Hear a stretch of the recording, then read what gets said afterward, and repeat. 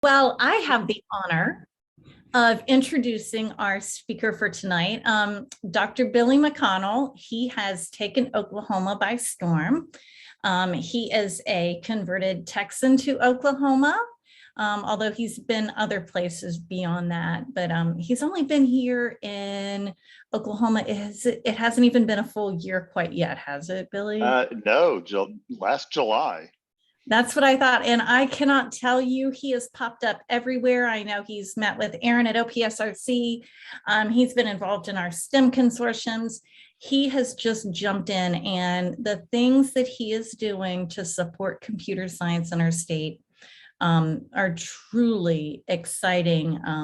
And I just can't wait for you to hear some of the programs that they're offering. So I'm going to turn it over to you, Billy. Thanks, Karen. I really appreciate being invited to this group, and I will say Karen has helped me reach out to everyone, and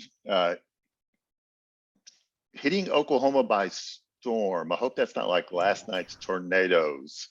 Yeah. So I am from Texas, and Kristen has helped me a lot. I've had Aaron and I have talked a lot, and so I'm glad to be a part and get to know everybody here.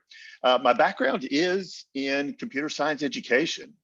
Just to tell you how old I am, I believe I was one of the very first computer science certified teachers in Texas. I will tell you that I barely missed punch cards, if that tells anybody how old I am.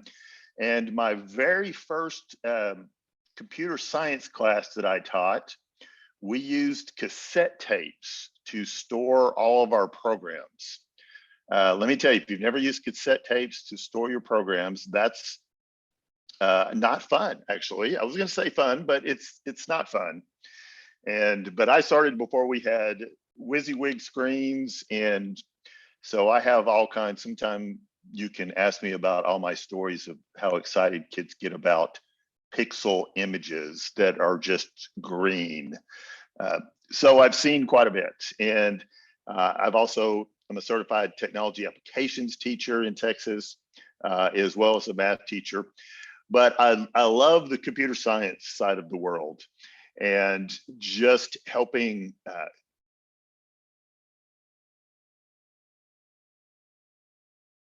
to really use that to help them think, to be creative, to collaborate, has always been one of my passions.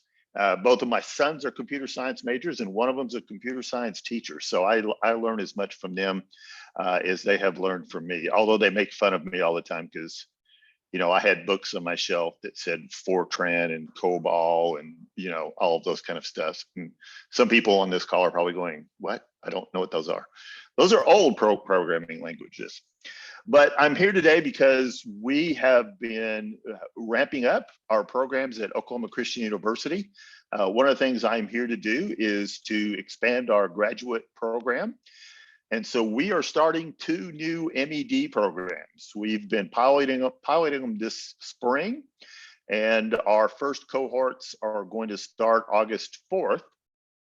And so our 2 degrees are an MED in technology and computer science education, and an MED in curriculum and instruction.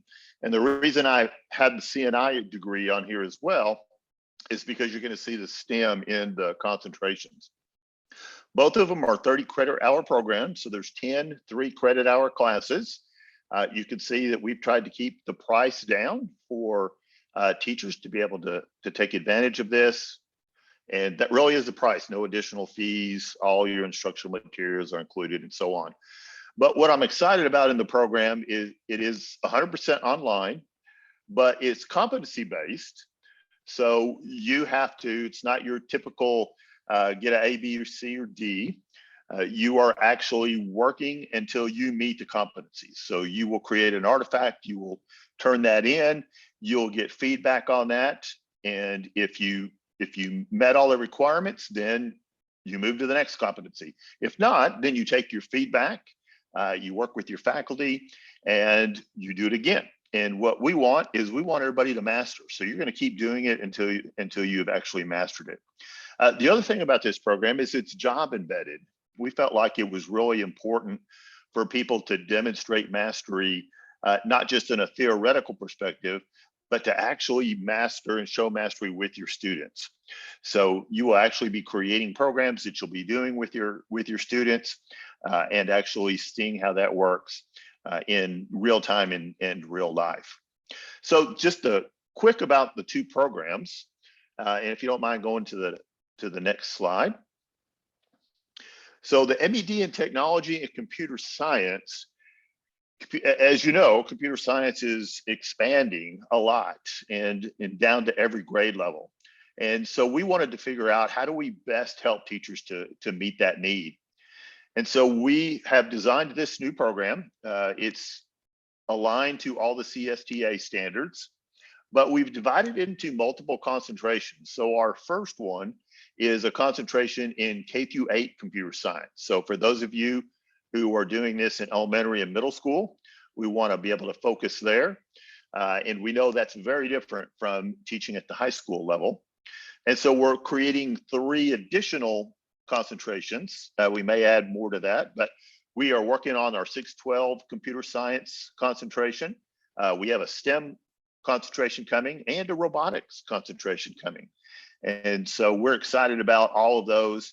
And I would love to hear from you. Even if you're not interested in the degree, I would just love to hear from you about what you're doing in your schools, in your classrooms, so that we're making sure that we are doing things that actually help you to do your job and to meet the needs of your students. And I put a link down there on the bottom to this particular degree and to each one. So the other one is the Curriculum and Instruction degree. And this is, again, kind of your typical curriculum instruction degree, except for our concentrations. So right now we've got 5, of which the first one is computer science. And so we would really want to emphasize that. We feel like it's important, not just at the high school level, but to help elementary teachers as well really understand computational thinking and how do I work in computer science and problem solving and all those types of things. And again, I've been doing this a long time. So the idea of really helping students think through things and not just going through school memorizing is exciting to me. And I know it's exciting to them when they have a lot of hands-on to that.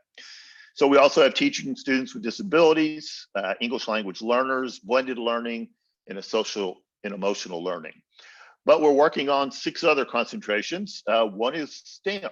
And so again, I would love to get some feedback from you on what you see you are doing and what's important and going on in Oklahoma. And as Karen said, I'm new to Oklahoma, so haven't been here a year yet. Did move from Texas, and so education in Texas is very different than Oklahoma. So I would love to hear kind of where you're going and what you're doing. But then we're going to add math and gifted, early literacy, and English language learners. And then we're also adding national board certified teacher. And what we're doing with that actually at this point is not so much helping you get NBCT certification, although that's where we're headed. At the moment, if you are already NBCT certified, then you can bring those to us. We will give you your concentration for that. And then you can use that as 9 hours of your master's degree. And then you can finish your master's. And there's a link down there at the bottom. So we're excited about what we're doing. We're just now getting going.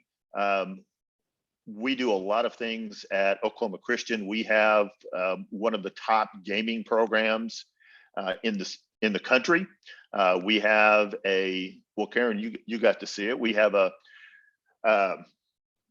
motion lab for our games. We've got a great computer science department. Engineering is building a drone that's going to go start taking supplies from one clinic to another in Honduras. And then we also have a cybersecurity division. We have a number of cybersecurity teams who've just taken a bunch of awards. And that team also works with cybersecurity high school teams. And so they like to work with high school teachers and help the high school students in those competitions as well. So that's a little bit of what we're doing. And I don't know if we have time, but if anybody wants to shoot me a question or ask me a question, I would be happy to do that. And I think Karen is going to grab our degree sheets and share those in the chat box as well. So you're doing a wonderful job. I appreciate everything you're doing.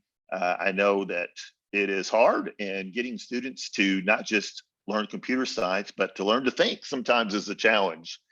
And so thank you for all you're doing. And I hope at some point we can work with you and partner with you in that. Thank you. I know Melissa had a question. Yep. Okay. My question, well, I guess it's a two-part question, because one, how is this different than the MBA in IT from OC? Because that's what I got that several years ago. I went through the MBA, the adult MBA program, and my MBA is in IT. Yeah, great question. So the MBA program in IT is really designed for you to be more of a director of technology, to come from that side of the world. What this degree is about is from the education side. It's about being a teacher of these subjects, about working with students. So you're not only getting the technical side, but you're getting the pedagogy side of how do we best teach these concepts, how do we best help our students learn and to grow, learn to think, computational thinking, and so on. So that's an IT degree for those who want to work on, the hardware, network side of the world. This is for the educators who are going to actually be working with students. Did that answer your question? It does. And when is your 612 concentration coming out? I am hoping to finish that this summer. So if we don't have in time to start in August, it will start in October. And we go 8 weeks.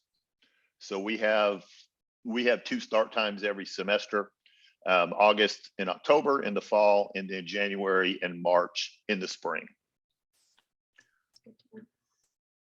Billy, I had a question about what's the difference. So you have a master's at the curriculum instruction with a computer science focus, but then you also have, whoops, the other way,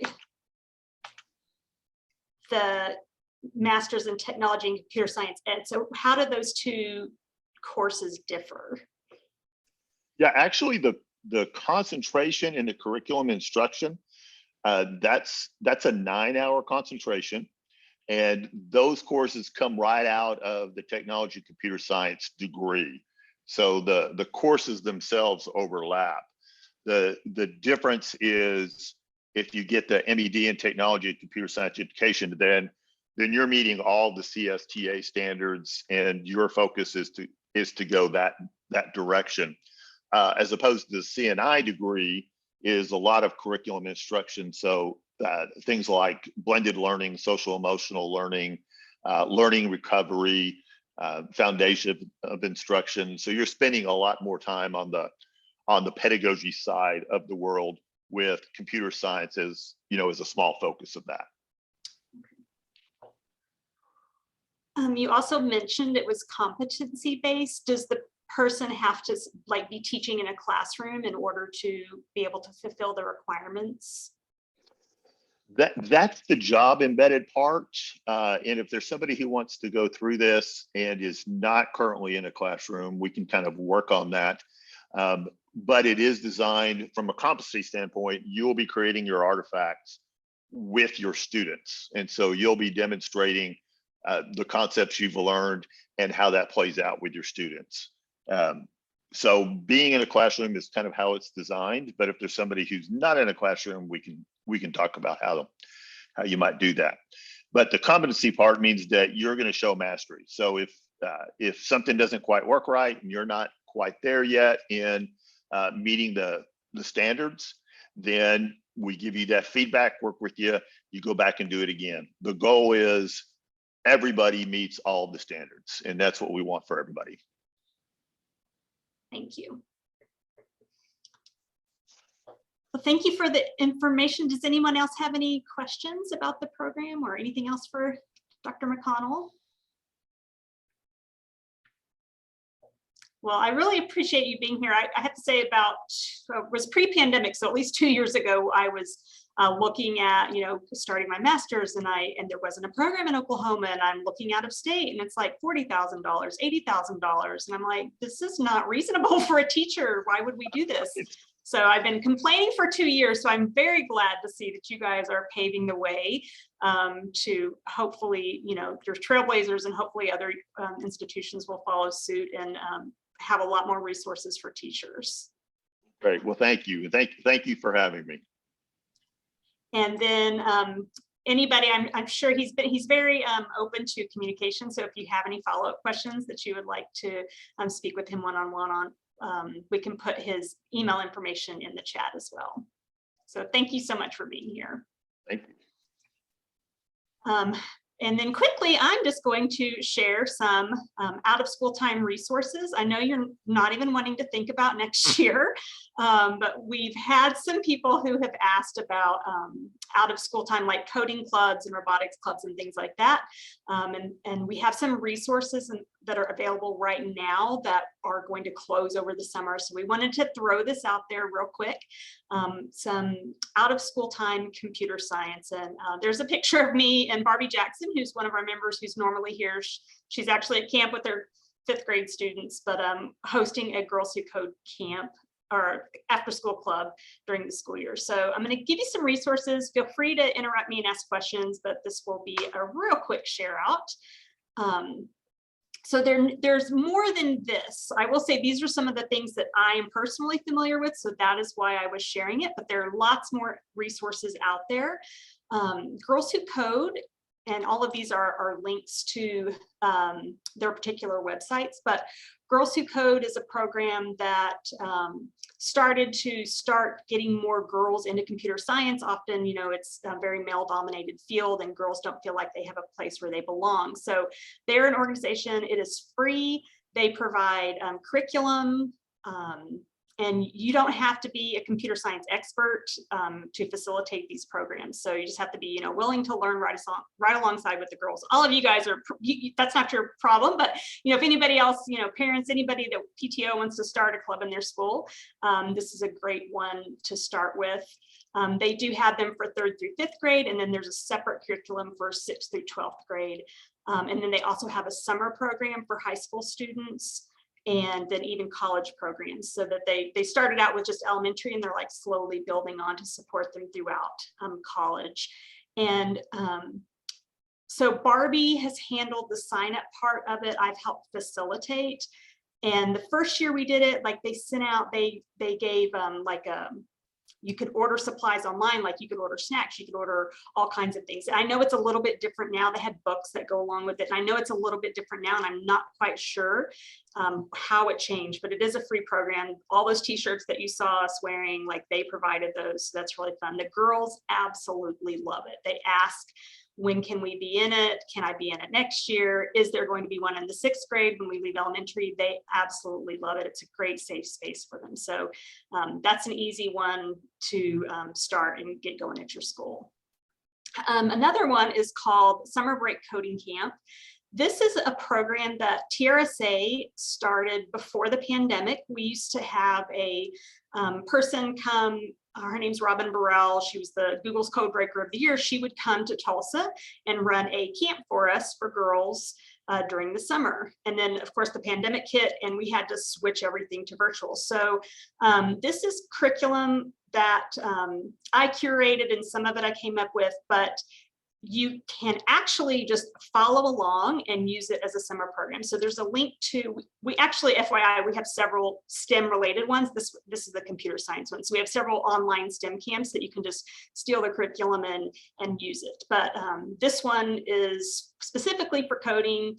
It kind of has a list of materials. Most of it is unplugged, because when we were planning it, pandemic, we don't know what kids have tablets and things like that. So we tried to make it all unplugged. And let's see if this will load. It's got 5 days worth of things, but each day there are about 2 or 3 different activities. So algorithms, and basically there's videos, and you just can kind of use it like a lesson plan and walk them through it. So you could, make this into like a 5-week camp or after school program, not a camp, not 5 weeks camp, a week-long camp or like 5 follow-up sessions, you know what I mean? And just do them each week. And there's videos that go along with it. There's a list of, the supplies that they need. So I think it's pretty easy to follow along, but I wrote it. So, how sometimes when you make it, you think it's great. And then someone tries to follow it and they're like, what? But it's free to use. And I did not invent all of these things. A lot of them were curated, like this is a code.org activity. So it's all stuff that is out there. There's the punch card programming that Billy was talking about earlier. There is an activity that I can't remember what day it's on, but it talks about, here it is, the punch card magic, where they learn about the old punch cards and the looms that they used to use to make, how that came about. There's a magic trick where it's really just an algorithm. So different activities that you can do. So that's on our website. And again, there's some other STEM related ones too, but curriculum ready for you to go that you can just run with. We also have computer science themed STEM in a bag kits. And a lot of you received these during CS Ed Week last year. These are activities that are free to download. Most of the materials are either they're kits that we have available that we can give you, or they're easily resourced supplies at your school or home. And so we have lots of different STEM ones, but 3 specifically related to computer science. And so there's one binary bracelets, goes along with the code.org activity, coding with cards. Erin, is that still in the code.org curriculum, or is that's one way back when that I took from there? I need to look. I haven't looked at the 22-23, but I'll check that real quick. That's back when they were still giving credit to Thinkorsmith. So it's an oldie but a goodie. I still like that one, and I like it because you can use it with kindergartners all the way up to high school because it's self-leveling.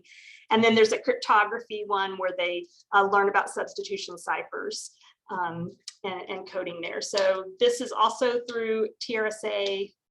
If you live in the Tulsa metro or teach in the Tulsa metro area, the kits are available and free for you. If you're outside of that area, you can just come to our website here and you can see here's a brief synopsis of what they are.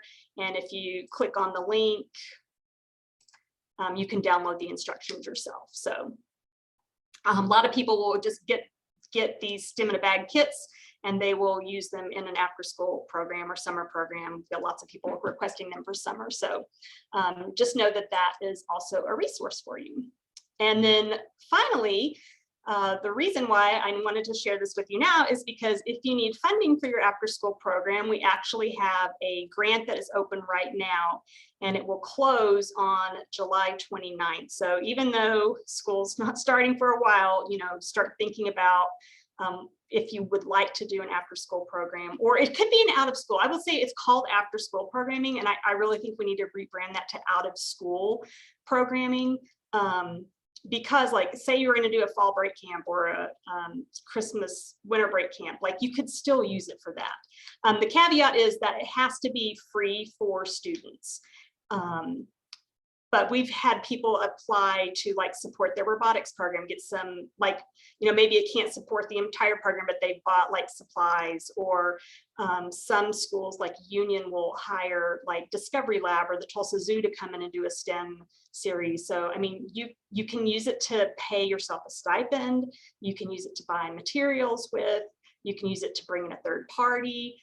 The average award is about $1,500, but it's more. We've had people apply for more and people apply for less. There's not enough there. Like if you were trying to do a district-wide program, it is not that kind of a grant. It's more for small scale, like individual teachers to apply for. And it's just on our website. It does say Tulsa Metro. However, I will say that it's available statewide. So there are 2 funders that fund this particular program, and one is very Tulsa Metro focused and one is state focused. So depending on the application, it may be funded in different ways, but priority is given to Tulsa Metro schools. If you can connect it to flight or flight themed or math or things that we do, like STEM related, obviously has to be STEM related, but if it's anything connected to things that TRSA already does, then that just makes your application even better. So be thinking about what you want to do next year, because that will creep up before we know it. And those are just a few of the resources for out of school time coding. I know Engineering's Elementary has some out of school time coding activities, and there's probably others. If anybody knows of anything that you want to share with the crowd, or if you're running an after school program and have some tips, feel free to jump in, or if you have any questions about any of these.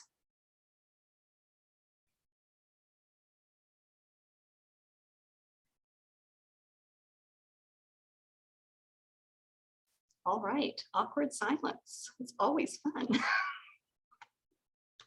I know it's been a long day, a long year, a long week. All right, let's see what's next. Go the other way. Okay, if you have not signed in, please do so, because this will be your last chance. And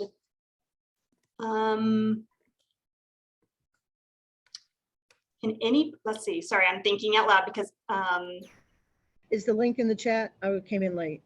It is, Ruth. Yes, I just plopped it back in again. Okay, thank you.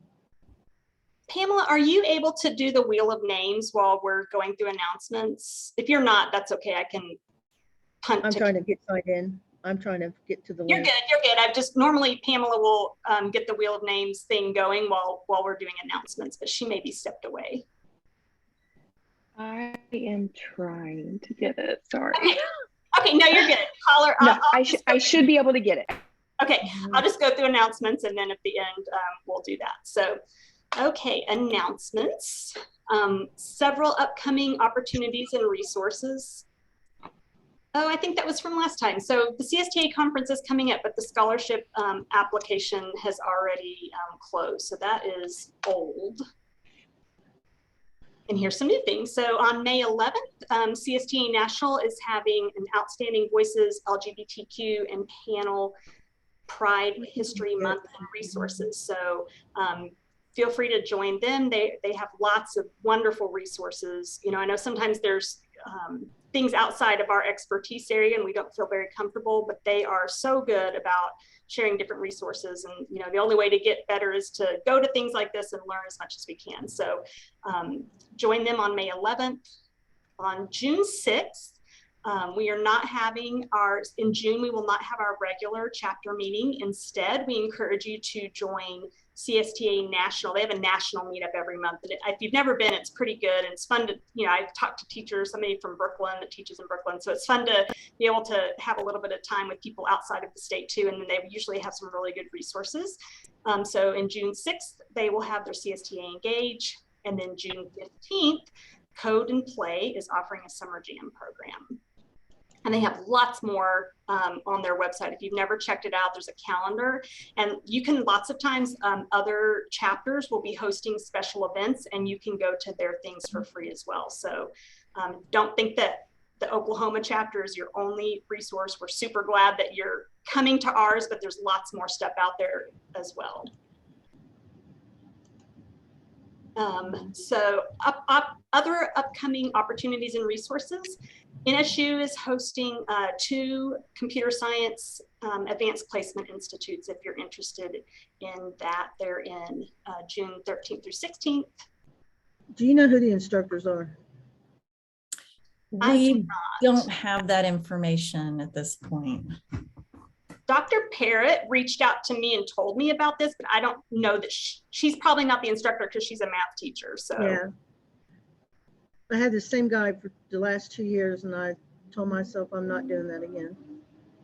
Yeah, I'm not sure who the teacher is, but that's available. Are there any, Karen, is there any bootstrap going on? I actually did update the slide deck after, so if you could refresh it, the slide right like before that. Yep.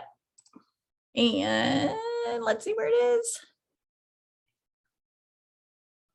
Oh my gosh. Well, we are having another, I mean, some of you are probably really tired of hearing about Bootstrap, but it is a great way for us to do integration, especially at the middle school level with some of the legislation coming through. So we're going to have a Bootstrap training again, July 25th through 27th. There are stipends included along with that are provided by NSF funding. If you live 65 miles beyond Oklahoma City, which the actual training will be at the State Department of Education. If you live 65 miles beyond that, we will even provide hotel rooms for you for 2 nights. We will also be doing our Engage OK on the road all across Oklahoma from July 11th through 19th. I just saw the topics today. There are actually a number of wonderful ones. If you've never been, I invite you to come on every topic that you could think of. And then I was thinking just like you, Kristen, and didn't see the slide information about the AP Summer Institutes, but there's the actual link that will take you to the AP Summer Institute training information. So, and I did not see any names of anyone teaching, just the dates and locations. And I believe that both of those are virtual for computer science. All right. The site on site for both computer science are in July after the CSTA conference. It's the week, one of them is the week right after. Oh, good. They See you guys in Chicago. Nice. I Melissa heard and you I were are coming. going to Chicago. Yay.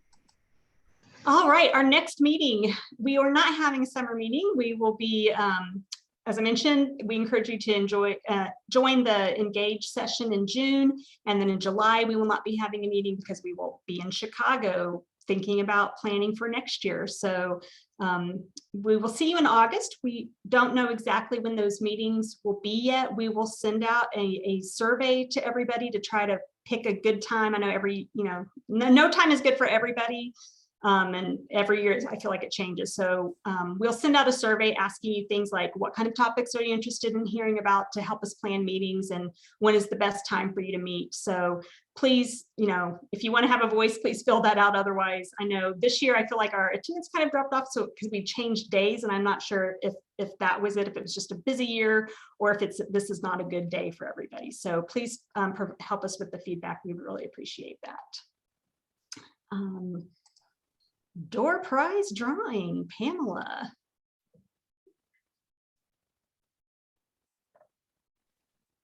What did we do before memes? Because they're always just, well, gifts, memes, whatever, any of those. They always make me smile, and you're so good at finding them, Kristen. They're the best. Actually, you know what, guys? We don't need to record this part. So I'm going to tell the online folks, thanks for watching this online, and I'm going to stop recording. Okay, I can't Maybe share screen. Okay, I'm so sorry. You guys know I'm the worst. Okay, I'm gonna stop sharing. And how do I stop recording?